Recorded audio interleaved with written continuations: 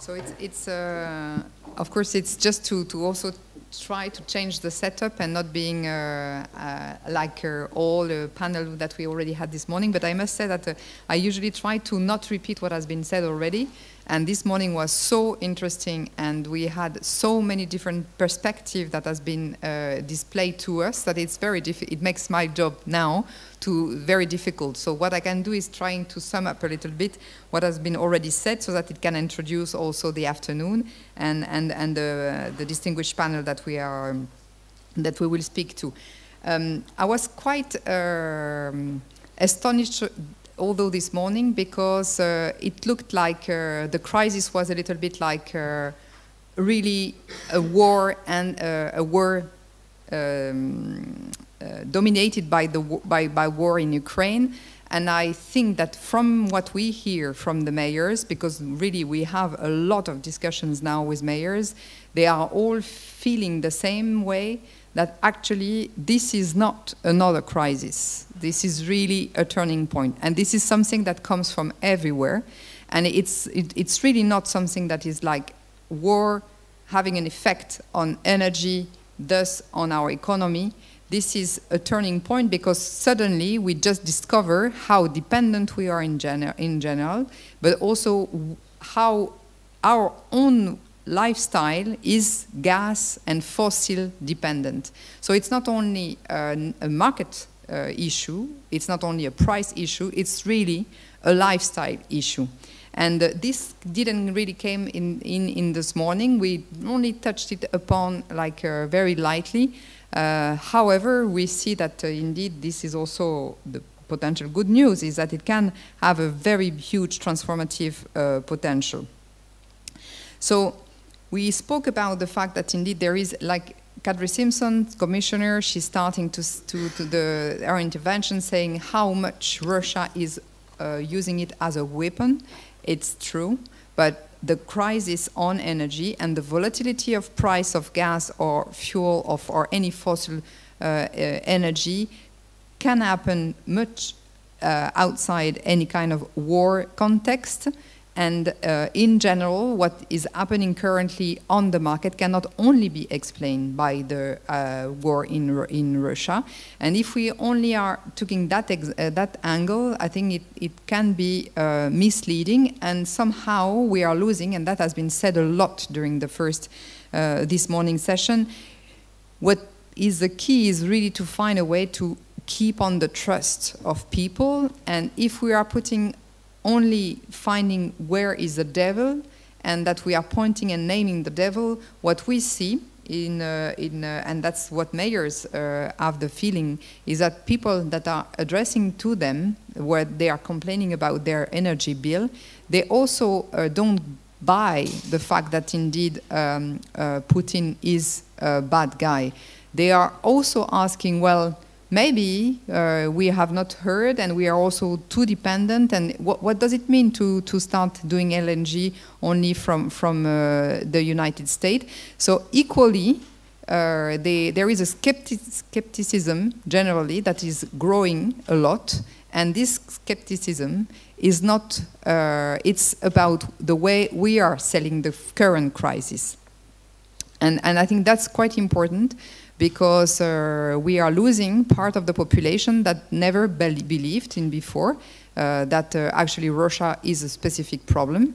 And here I'm not going to judge what is good or not to think about that. I'm just putting a fact that there is a large part of the European population that do not believe that Russia might be the bad guy. And this is something that we don't see at all in the media. And that entire media sphere is really also putting a big divide. This is going a lot more on social media, and the number of fake news that are going on the social media about the energy prices, about the energy crisis, about the war in general, should not be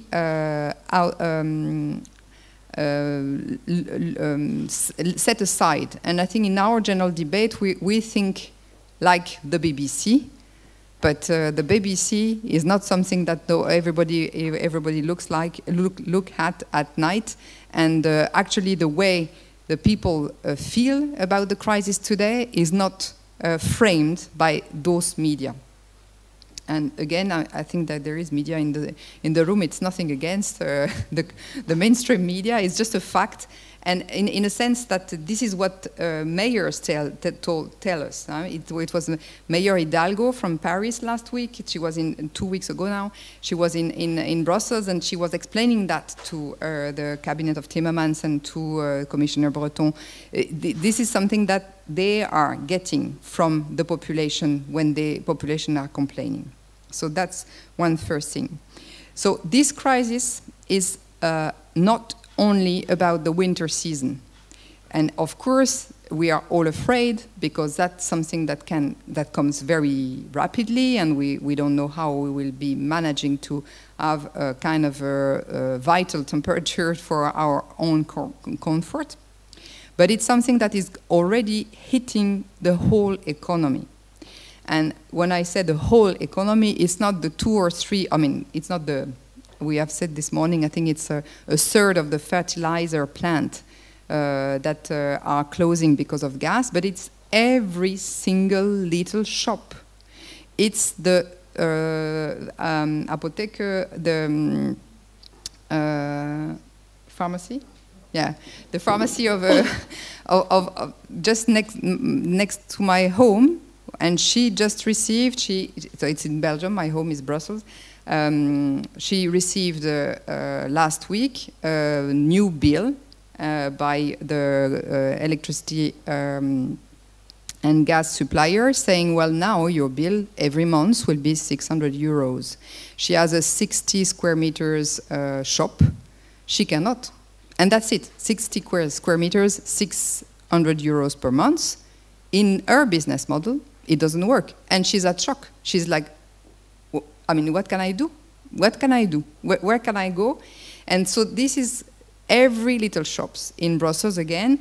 Next week, there is a very interesting event organized by more than dozens of bars and restaurants that have decided to do what they have decided to call it dark table.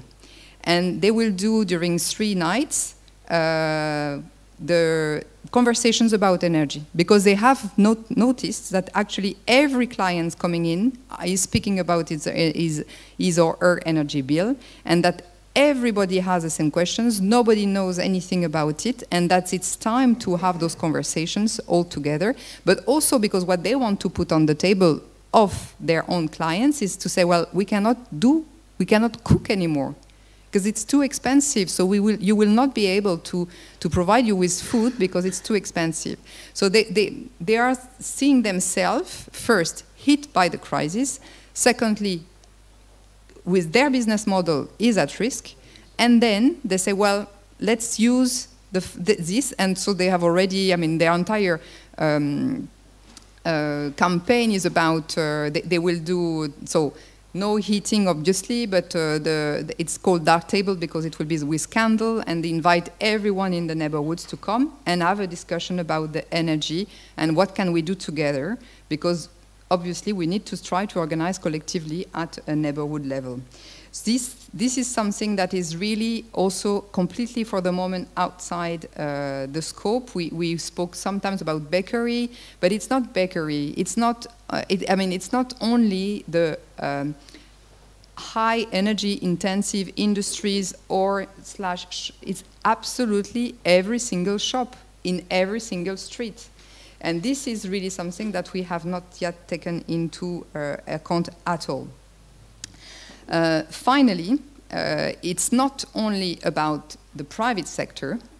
Obviously, another big part of what is not very much part of the conversation, it's that a big, huge part of our own activity in a country is a public sector.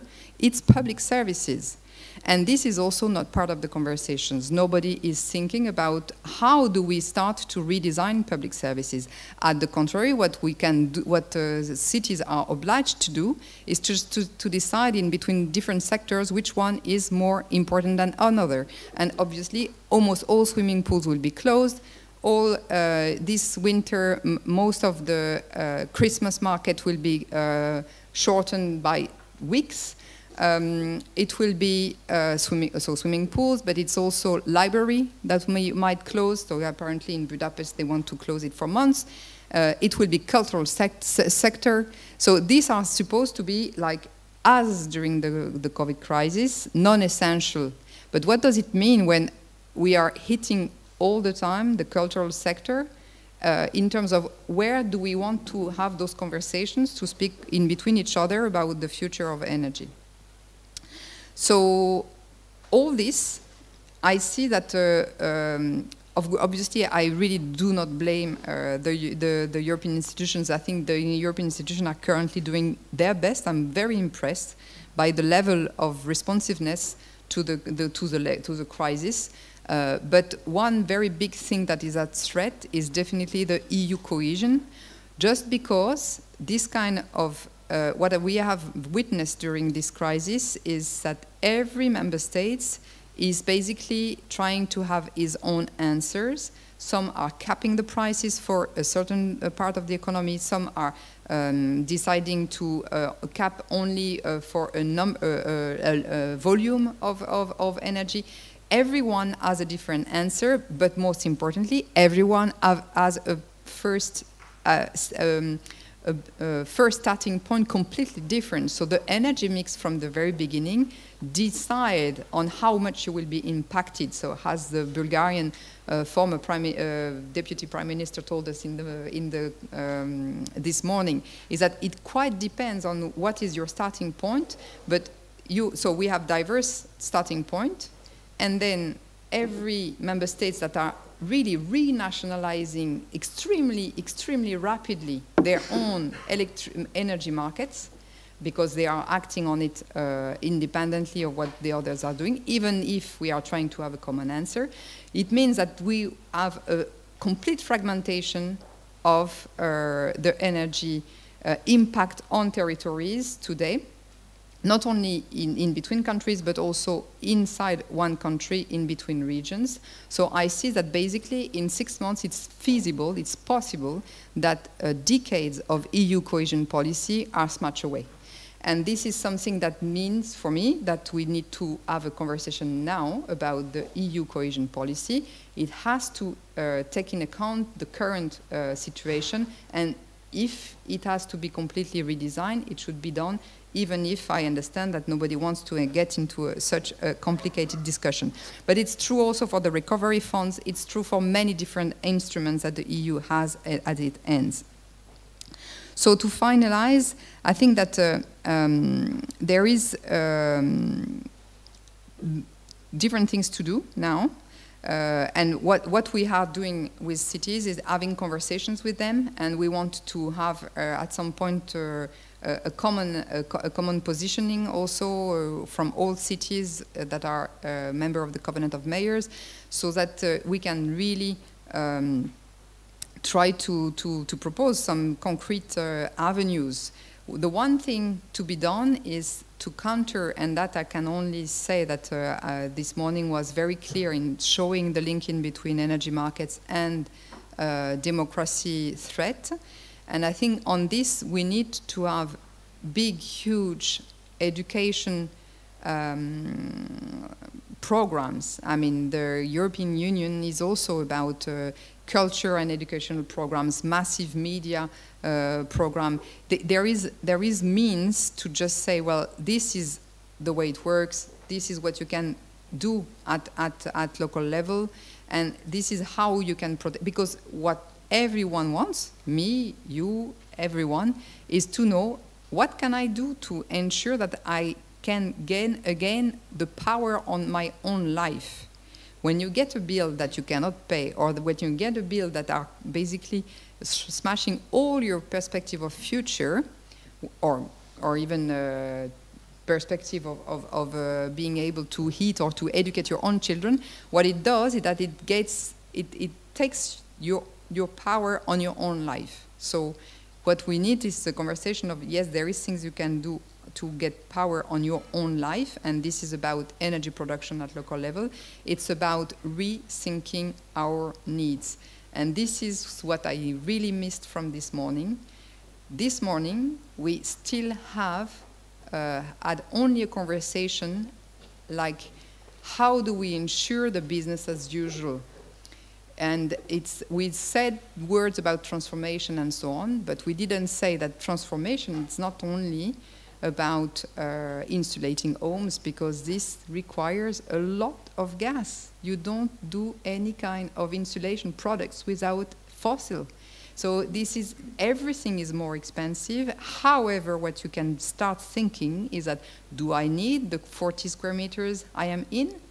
Can I do with only 20 square meters? The real need we have, this is the conversation we need to have, and so we call it sufficiency, because there is it's a new concept that has been put in the IPCC report that has been publishing this February. But this sufficiency is nowhere. I think most probably it's because we don't have any directive on sufficiency, but it's reduction of our needs. It's not about energy efficiency. It's not about looking only at savings. It's to go one step further, and it's about reducing our own needs, and that was absolutely not part of the conversation, and that, I must say, I'm worried about it. Thank you very much.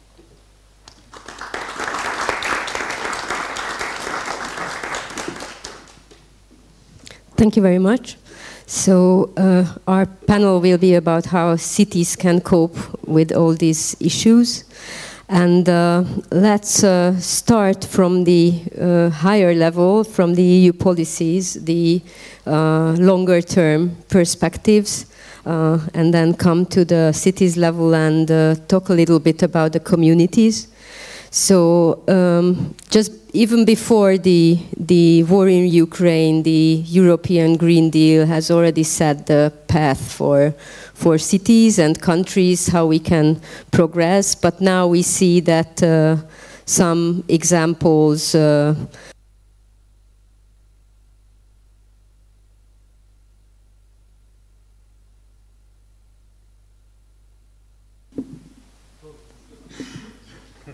So it's okay. Okay, thank you.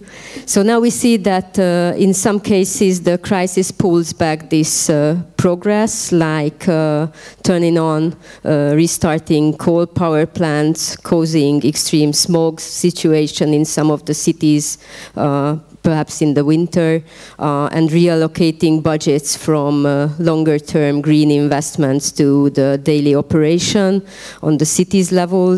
While some countries, it even accelerates the progress. So I would like to ask Eero Ailo, what is the Commission position and what can the Commission do to enhance and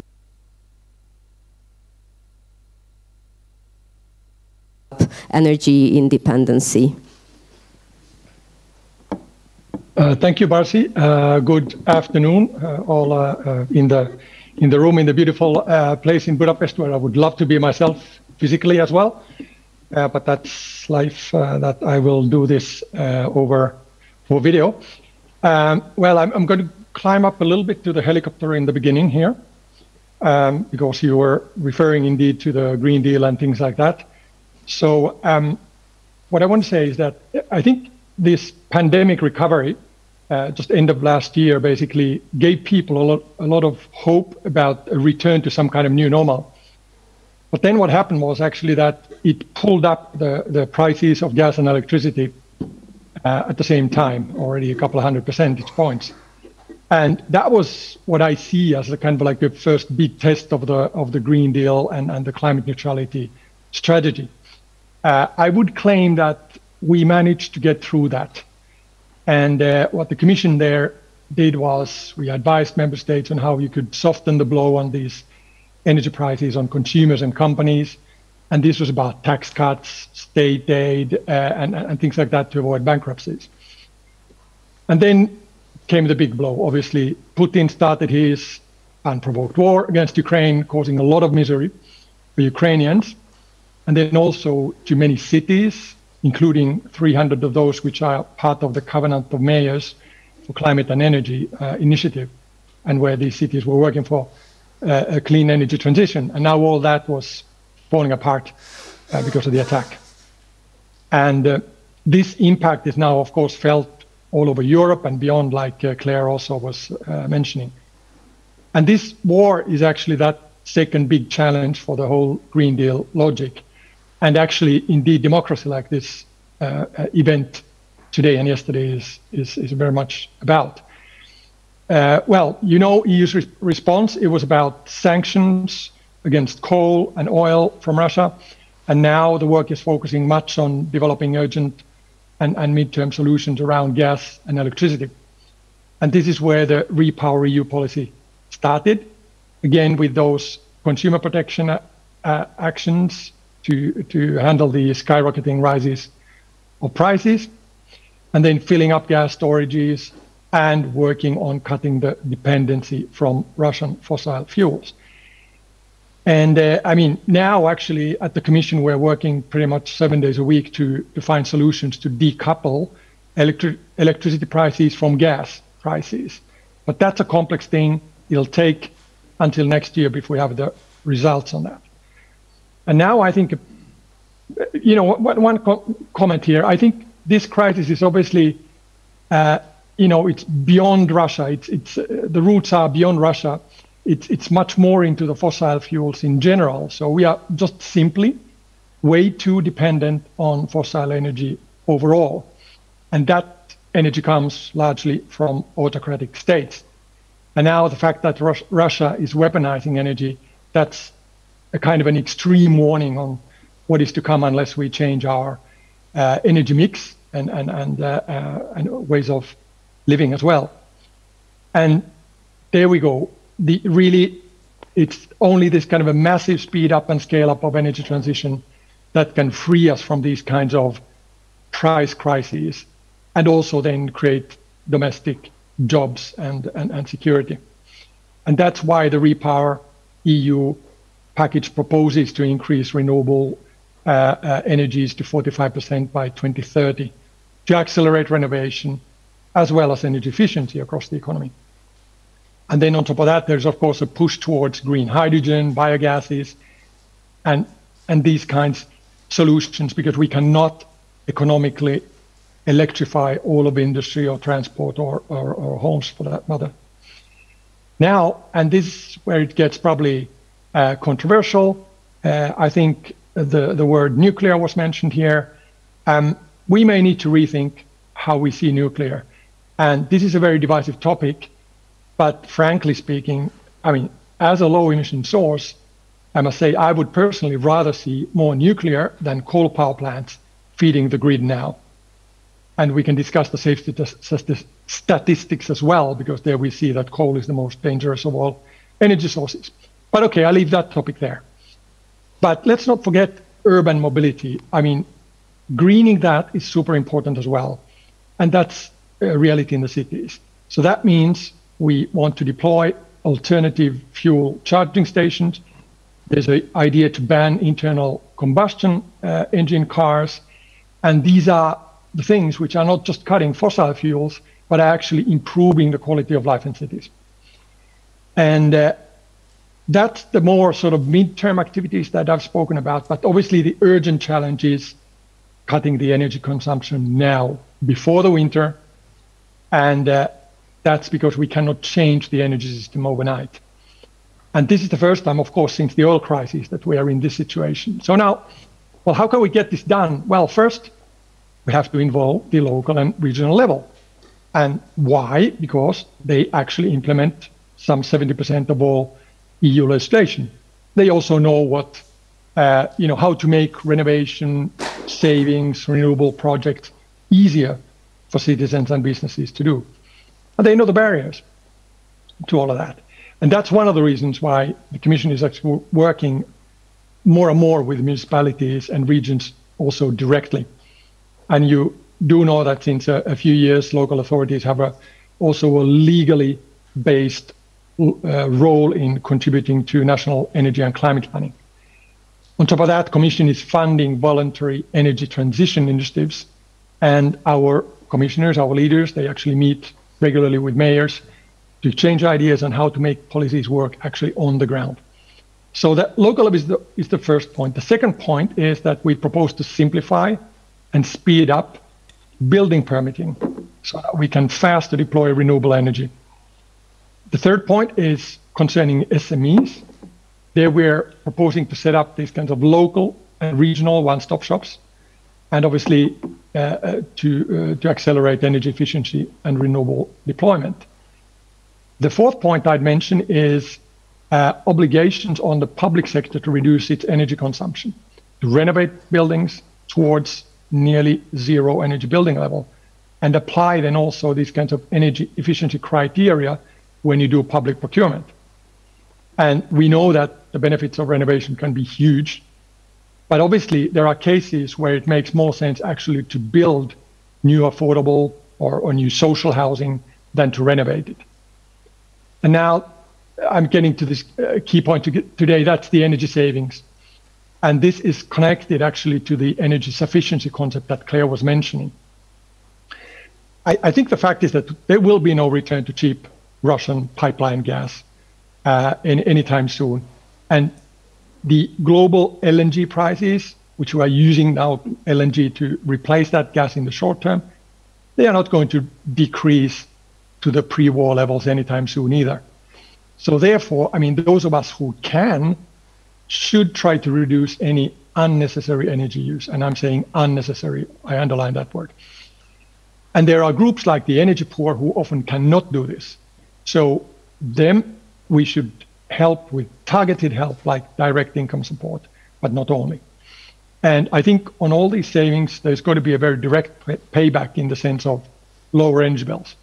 Now, I know cities are under heavy pressure to do this, and so are the individual companies, like Claire gave good examples there.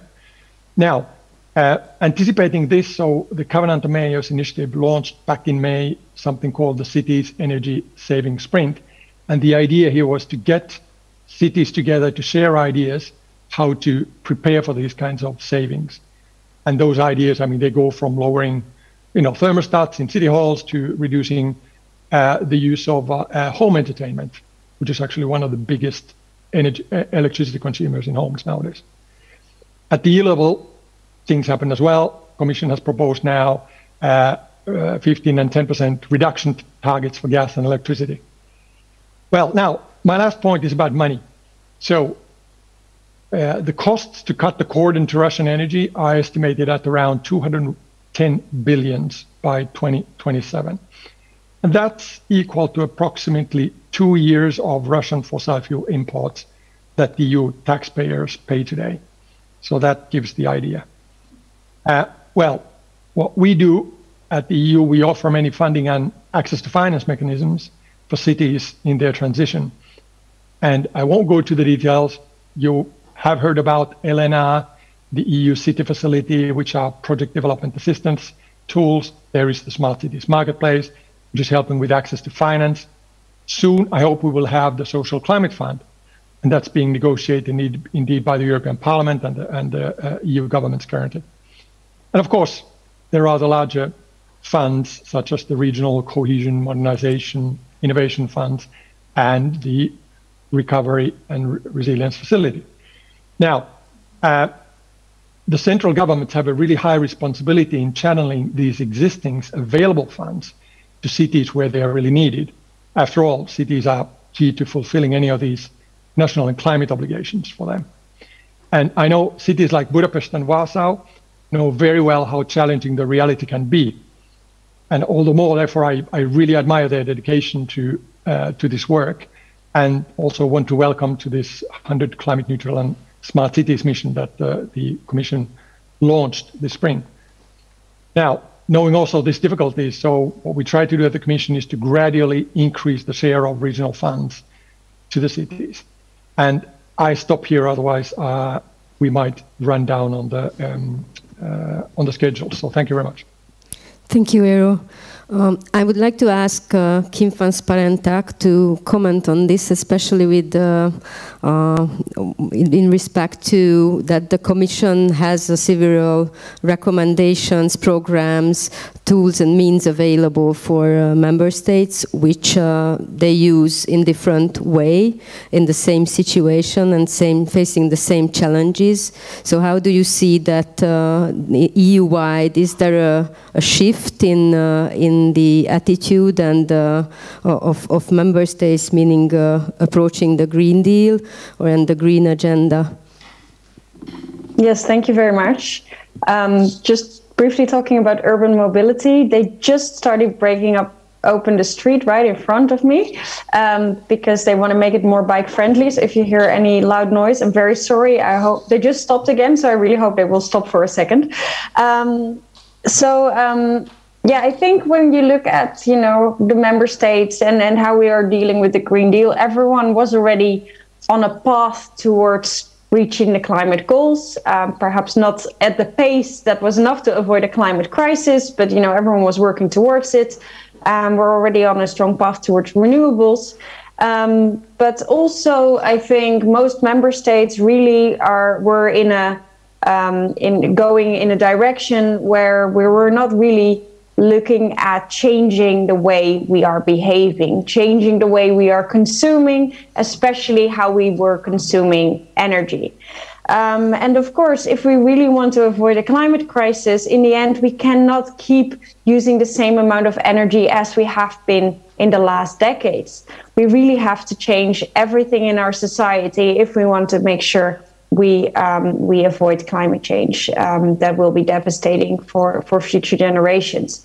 And I think what is very interesting to see is that, through the solidarity we have now with Ukraine, through the rising costs, through the solidarity that we are having amongst each other, we're also shifting our perspectives towards solidarity towards future generations.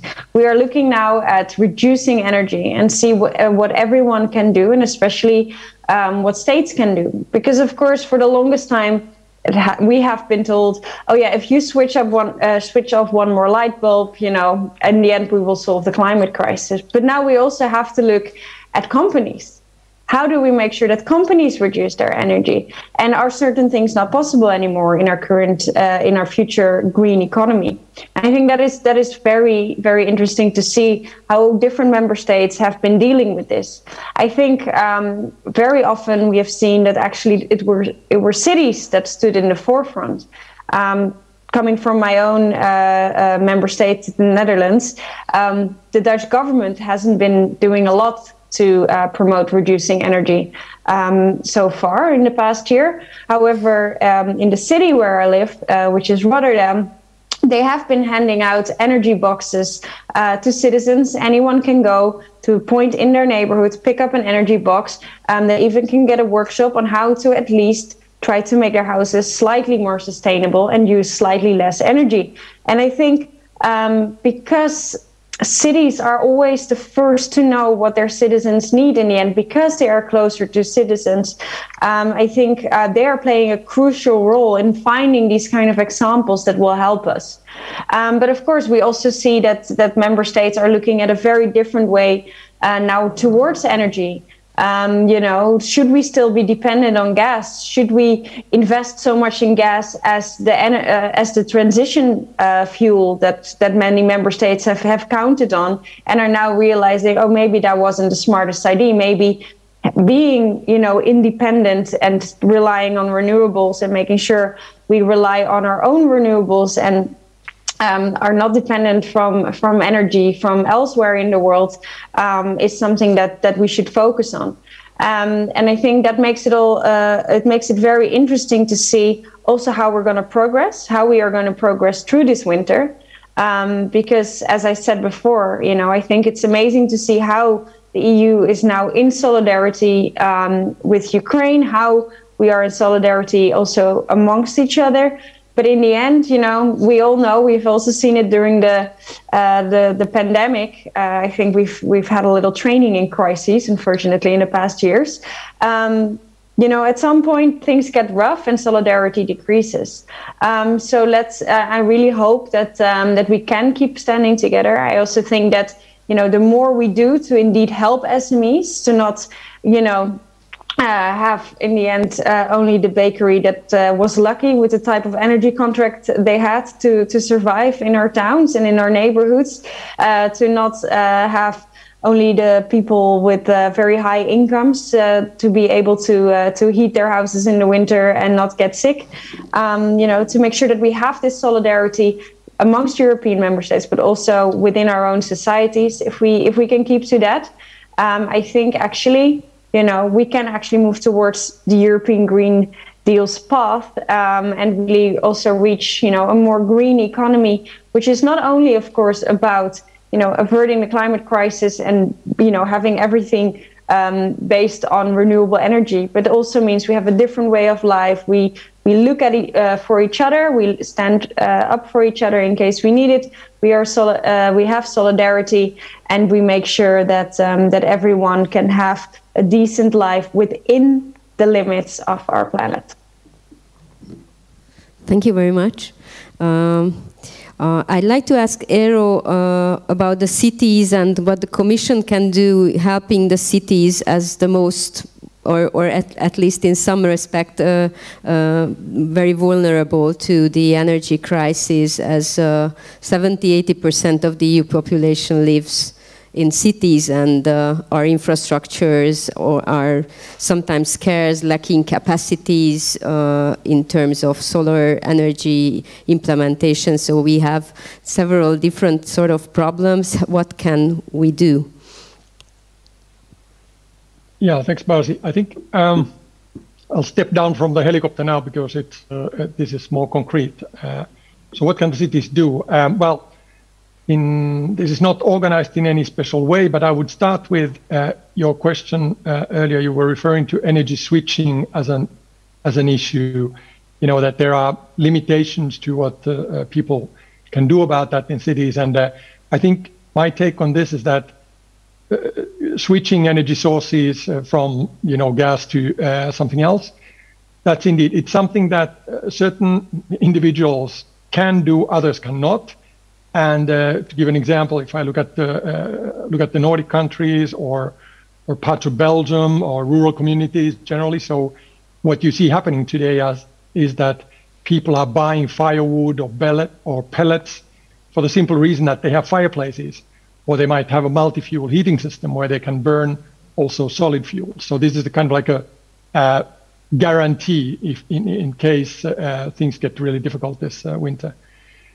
That's the kind of thing which in some old historical city centers or perhaps in rental housing, this will not be possible.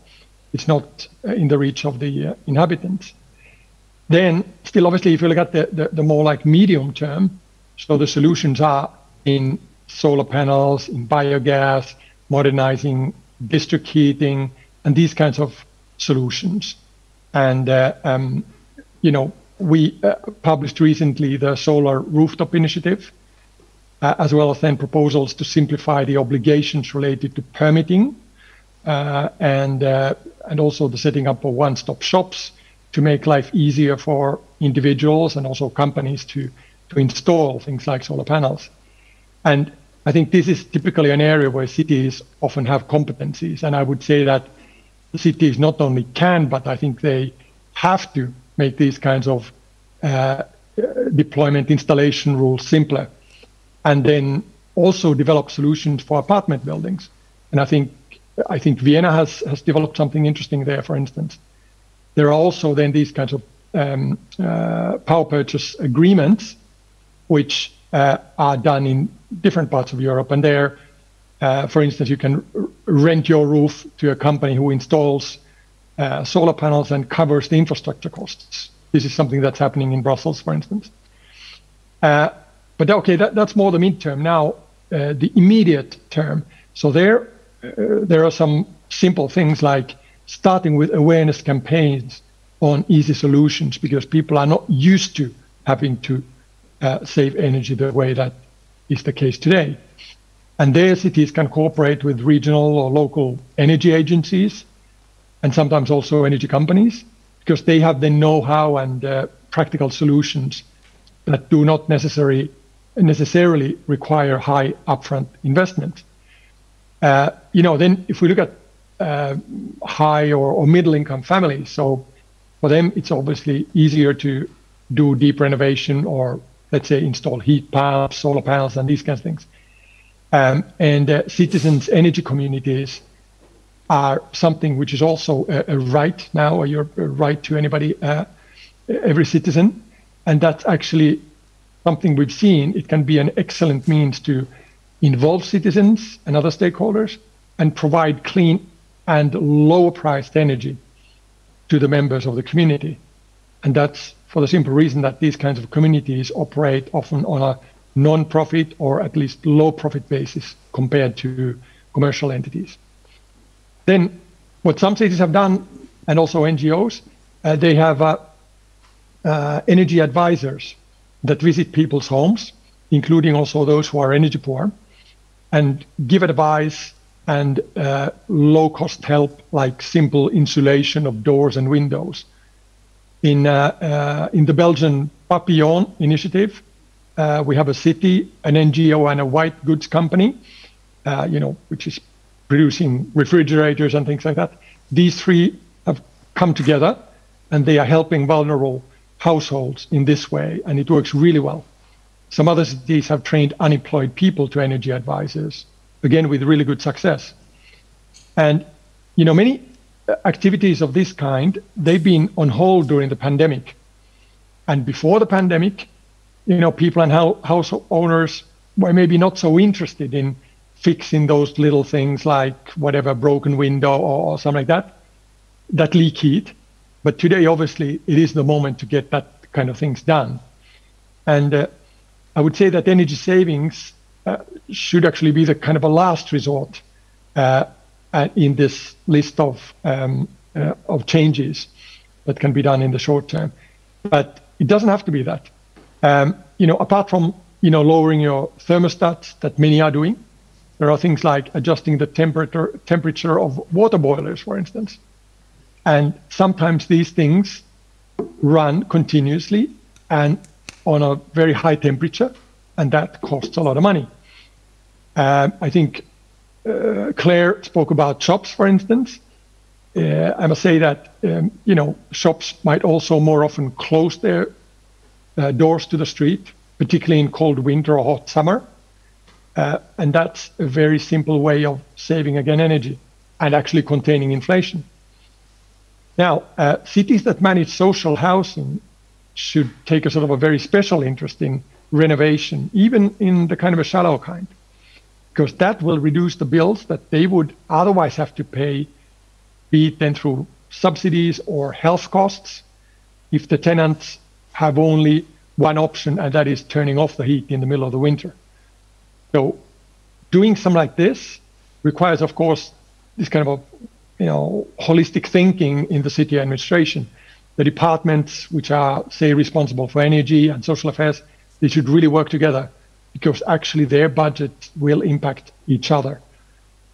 And I have to mention, of course, here the Covenant of Mayors, the European Energy Poverty Advisory Hub, the city's energy saving sprint campaign, and things like that. These are EU sources of information and solution and partners for cities. And I would really hope that Europe's energy ministers and the parliament will indeed quickly adopt that proposal that's on the table on the Social Climate Fund, because that will be also a source of funding for these kinds of activities. Okay, let me stop there. Thank you.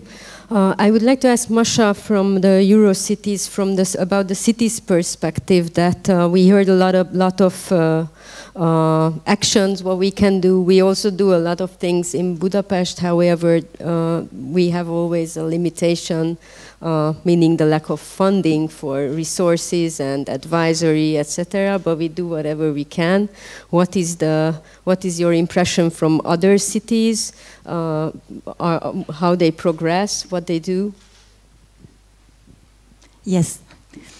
Hello, it's very nice to be here with you this afternoon and after this very productive day, Energy Day and Sustainability Day already.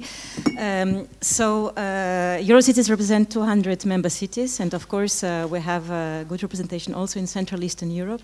And I would say that the contributions of Central and Eastern European cities are key to actually make the Green Deal happen on the ground.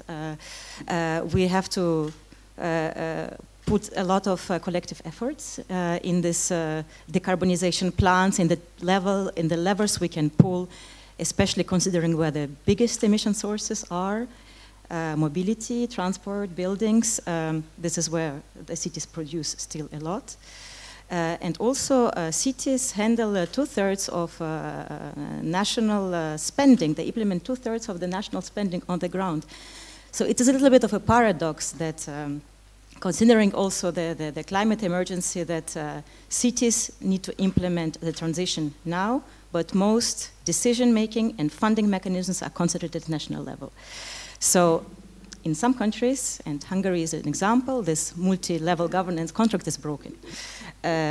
This is why it is very important that actually cities have the access to the necessary funds to implement the transition and contribute to the urgency of collective energy independence now. Of course, the Commission and as Eero has very rightly mentioned, put forward a lot of proposals. I mean, starting from the Fit for 55 package. The Fit for 55 package is a major revision of the legislative framework to implement the Green Deal. It is very important for cities. We had the Repower EU, now we have the emergency package. This is a lot, so I have a lot of admiration for Kim to work on so many proposals, and Kim is also somebody who championed a very important area, and this is access to decent and affordable housing. This is another area where actually we have a very constructive collaboration. So a lot of those proposals are very useful for cities, but now we are in the legislative part. There is, of course, the governance part, the multi-level governance, and how national government and local, regional level and local level can work together. And then, of course, there is the funding part that we also need to rethink along the lines of what Claire has also mentioned. So the chapters of the Commission proposals that are, of course, most attractive to cities, where they can actually do a lot, and they are doing a lot. So you mentioned the energy sprint, is the energy savings, the energy efficiency, and the renewables. So on the energy savings, we see a lot of collective action on reducing the temperatures, of reducing the temperatures in the public pools, of switching the lighting to the LED lighting. I think we didn't mention mobility. There's a lot of actions to be taken in sustainable mobility. For example, we had a very successful car-free day in Brussels. It's the favorite day of the year of my daughter, and she's trying to lobby for once a week. Coincidentally, it's also in the European Commission campaign, so maybe we need to get the kids on board, because we need to make our streets better and safer for kids. And reducing speed limits. A lot of cities have speed limits, implementing speed limits, so it would be nice that it was also the case at national level and on the highways, because this is a very quick and effective measure also to reduce consumption. We very much welcome, of course, the increased focus that is put towards renewable energy targets and energy communities. Climate campaigners have been campaigning for those targets for 10 years, so now finally we see it in the proposal. But of course, there's still a lot of hurdles at national level and a lot of administrative barriers to actually make, to deploy renewable energy massively on the ground. And of course, here the European funding can also help. On the investment side, there are perhaps well, three main messages, and it may not be exhaustive, but I want to get back to the direct funding. We have Next Generation EU, we have the RRF. National governments have designed these national recovery plans without a very meaningful contribution of local authorities. We have conducted a survey with our members, and so we have received very varying results, but mostly unsatisfactory, going from catastrophic in the case of Hungary and Poland to a decent engagement, as such was in the case of Italy. And you talk if you talk with the Italian mayors are behind the recovery plan. They implement recovery plan on the ground. They have good plans for metropolitan areas because we have to look also at the edges of the urban areas where we have a lot of social inequality. So, and then we come now with the Repower EU, and we have the new chapters that have also been part of the national recovery plans, but still cities have no say, and we need to do this massive investment in renewables. So I think the direct financing channels for cities, perhaps also when we have the revision of the RRF in 24, perhaps to also give the Commission feedback whether cities actually getting the necessary resources to alleviate energy poverty, to help citizens to accelerate the transition, but also maybe to set up something like a transnational facility that can pool those resources, exchange best practice experience, and that can be hosted in a member state, like the energy platform is hosted in Bulgaria for common purchasing. Why not doing the same thing at the level of cities? So, second message, I think it was also mentioned by Bas earlier, that we need, of course, the reform of the fiscal rules. This is coming. We do need to have a green golden rule that considers productive green investment as investment and not as debt. Again, this is seemed to be a revolutionary idea 10 years ago when we started doing this discourse with social NGOs, but it's something that is widely heard, and we hear it from a lot of mayors. The Green Golden Rule will help us to facilitate long-term investment in the clean transition. And for countries that don't have the fiscal space that Germany, for example, has, this is a very important lever to actually also take people along and to provide a long-term stability and to leverage private investment. There is an interesting study by the EIB showing that when the city is investing in a lot of green public capacity, the private sector takes along with innovations, and there is capital that is leveraged. So this is something to consider. And the third point is the social dimension. We had a whole panel on this today, but perhaps to say that the combination of investment in clean infrastructure and investment in social public services, and I think cities have a very strong role in actually defining the future for the welfare state. And it's a little bit odd also because there is a big demand for common public goods, but there's a widespread reluctance to finance them and increase the availability of the supply. So we do need to have investment in social infrastructure, and housing, affordable housing, is a very key part of that. We are still facing an investment gap in public services that never recovered after years of fiscal consolidation, COVID pandemic. It puts enormous pressure on city budgets. So there should be a boost to help this investment starting. And in combination of social investment in social infrastructure and environmentally friendly clean infrastructure, I think this also gives increases the accessibility, availability, and hopefully also affordability. Let's not forget, if we do renovations, that we also need to maintain the affordability, especially of the housing in the rental market. This is a big problem in cities. I mean, there is a proposal now in Belgium by Alain Marron that, well, this is if the owners don't, if you have poor energy isolated buildings and the owners refuse to do anything. I mean, we have a very poor building stock in Brussels partially. Well, maybe we need to freeze the indexation of rent. I mean, this is something that probably we also need to work on that side. I mean, we cannot change in the rental market, I cannot exchange my gas boiler from one day to another, but my owner has installed a heat pump. So these are changes that cannot happen from one day into another. And perhaps as a last point, I found the point what Claire has said on the needs. Of course, this merits further debate, but I was reflecting on how actually do campaigning for it. I grew up in the Soviet Union, and speaking about rationing and rationing of supply, and it's not the most popular measure. And then we need to consider the inequalities, the territorial inequalities, the socioeconomic inequalities that exist. So I would also think that we need to come back to this notion of public goods, of European public goods, and how we can increase the access to the needs, to the basic human needs, healthcare, energy, clean water, clean air. And maybe we need to start with actually taxing the luxuries.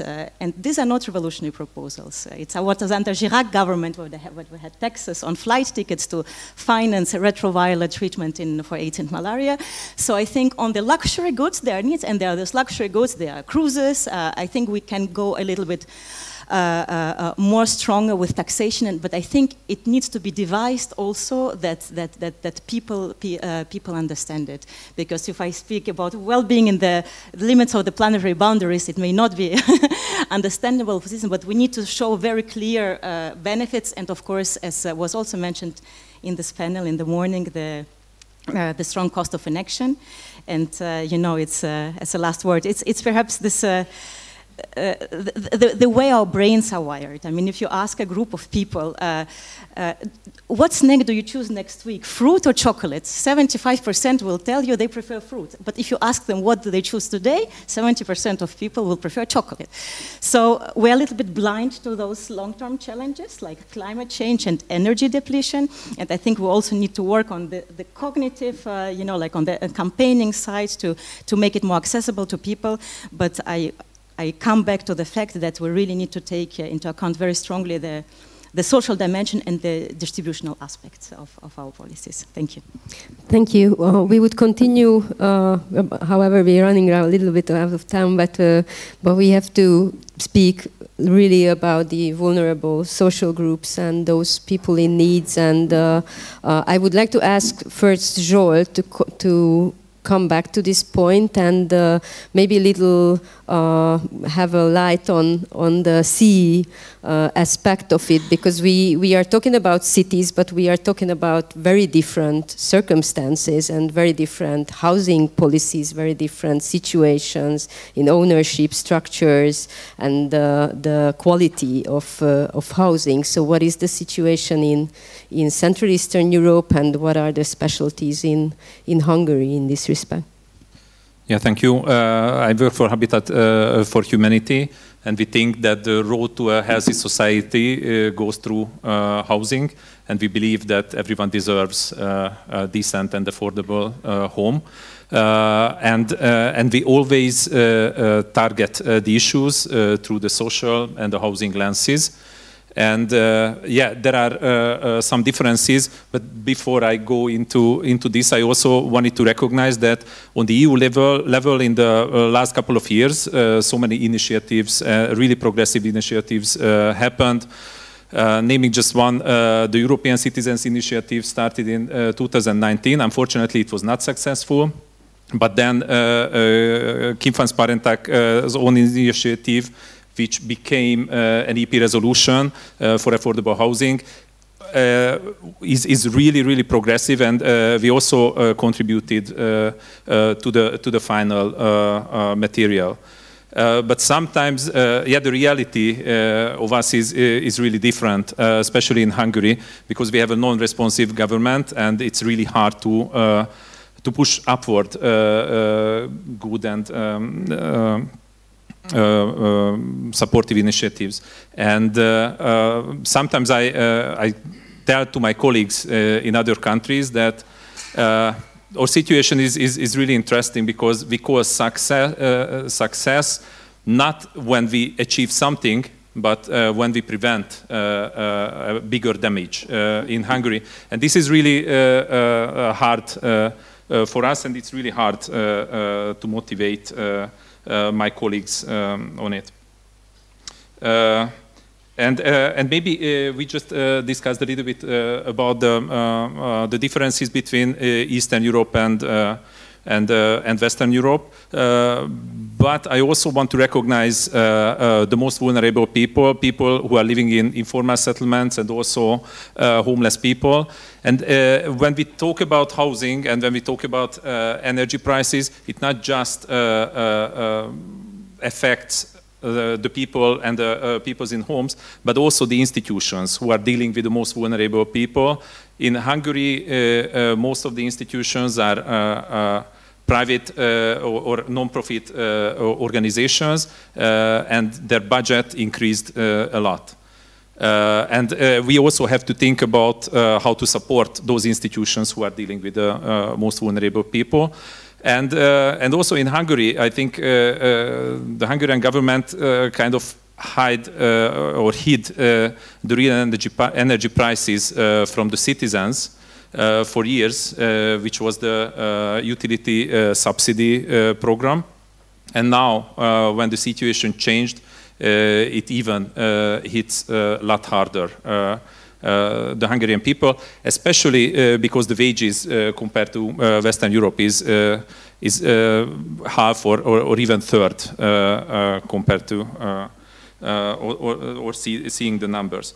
I brought here some numbers, and I think there are some similarities, like the average housing cost compared to the disposable income is on the EU level is about 20%, and we have similar numbers also in Hungary, but the circumstances are different. I think one of the key figure is that in the EU, 75% of the buildings are energy inefficient. In Hungary, the same number, between 70 and 80%. But the housing stock is different. We have many houses, like everyone knows in Hungary, the Kádár cubes. 800,000 units, household units we have, which were built before the 1980s, and they are really extremely energy inefficient. We have 600,000 Adobe houses, which was kind of left abandoned by the government. They said they don't want to deal with them. And maybe one key figure that the affordable and the publicly owned housing stock in Eastern Europe and also in Hungary is really low. Just some numbers in comparison. In Austria, all of the housing from all the housing stock, 42% are rental, and 24-25% are affordable rentals. In Denmark, very similar numbers. In Hungary, we have only 2% of all the housing stock affordable or publicly owned, and only 9% are rentals. The rest is privately owned. And that's also a big challenge, because if you have cooperatives, if you have institutions who are running those housing stock, they have more ability to access EU funds or state funds to make improvements, energy efficiency improvements. In Hungary and in Eastern Europe, the privately owned houses doesn't really receive that much support. And in Hungary, all the support is supporting the higher income citizens, and the most vulnerable or the low income people doesn't really have access. Habitat works in different ways. We have field programs where we work together with families, and it's really great to hear all the nice initiatives, but sometimes we see if we want to have a solar equipment on the roof of one of the villages in Hungary, maybe the whole equipment is more expensive than the whole house itself. Sometimes we are talking about energy efficiency, but people lack the most minimal housing quality. So we also have to deal with this. And as I mentioned, this energy crisis hits very hard Eastern Europe, but I think we don't have to do and find extreme solutions.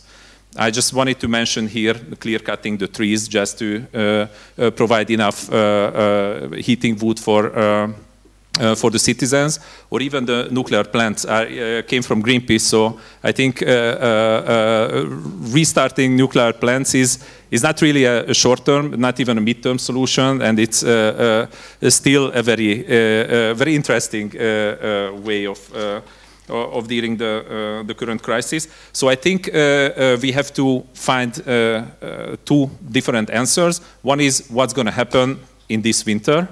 So how we can help the people to survive, because it's a survival, believe me, especially in Eastern Europe. And that's a big question mark, how our government or how our governments in Eastern Europe will react. And that's a big question mark how EU reacts. What kind of funds will be available for governments to provide safety for citizens? And I think it's still not clear from us. And also because we want to find a solution on the long term, so we don't have to abandon the longer term plans, and we need to find real independence, and we have to approach all these issues from a social and also from an environmental perspective, and we have to find those independent solutions based on that ground. Thank you, Zsolt. One last question for Klim. Actually, Zsolt was kind of asking the same questions I wanted to close with. So what can we do for these people, and what can we do for those people who are in the way of impoverishment during this winter and after? Well, I think what we have to do is to help them. And that sounds maybe a bit like, yeah, of course we need to help them, but we have to actively help people. And I think this is something that actually we can take some learnings from the pandemic. We said that no company had to fire people, no company had to, go bankrupt during the pandemic. I think we have to give the same promise now to citizens. Not a single citizen has to lose their home. Not a single citizen should be able to be cut off from electricity or heating, and not a single citizen should worry whether they can provide enough food for their family this winter. And if we manage to create a similar system as we did for companies during the pandemic and show that we can help our citizens through this difficult winter, I think then we can actually make some of the promises that we have as the EU very true. And I think, there's a few things that we already also did during the pandemic that we should just make sure that they happen again this winter. For example, there were quite some member states who got a moratorium on evictions during the pandemic. Then it was due to the public health interest. But of course, pushing someone out of their house, their primary shelter, is a public health issue, no matter at what time of the year, no matter when, no matter where. So seeing if we can have a moratorium on evictions and seeing in whatever level we can make sure that we can ensure that the companies or the providers of the housing will be covered for that, I think is one of the things we can really do. And same goes then for close off of energy and heating, just to make sure that, those basic needs that people have, we as a society take care of that.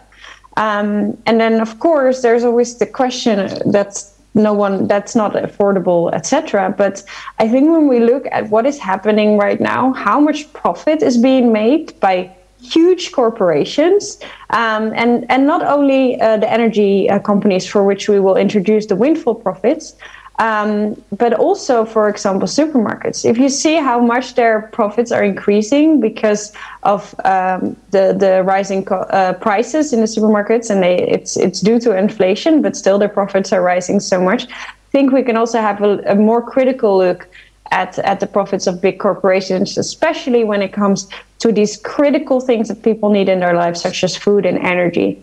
Also, I don't know, it was just the other day, I was in a supermarket and it really, I found it so interesting to hear. There were two young guys, I think they were students, standing next to me at the checkout, and suddenly I heard one of them like, "What? Like, since when is tomato sauce this expensive? Are they putting gas in it now?" And I think that is really, sort of exemplary for what is happening right now. That people are realizing, okay, yes, indeed, the energy prices are going up, but also the food prices are coming up. Everything is becoming more expensive right now. So I really hope that when we are looking at the most vulnerable groups, we're not only looking at ensuring that they can pay their energy bills, but also that they can continue putting food on the table, because no one should have to choose between heating and eating. Thank you very much. Thank you for all. I think it's a very important message to find partners and build solidarity between companies, municipalities, people, communities throughout the winter and hopefully further. And as a result, no one will be cut off from heating and electricity. So thank you very much. Thank you.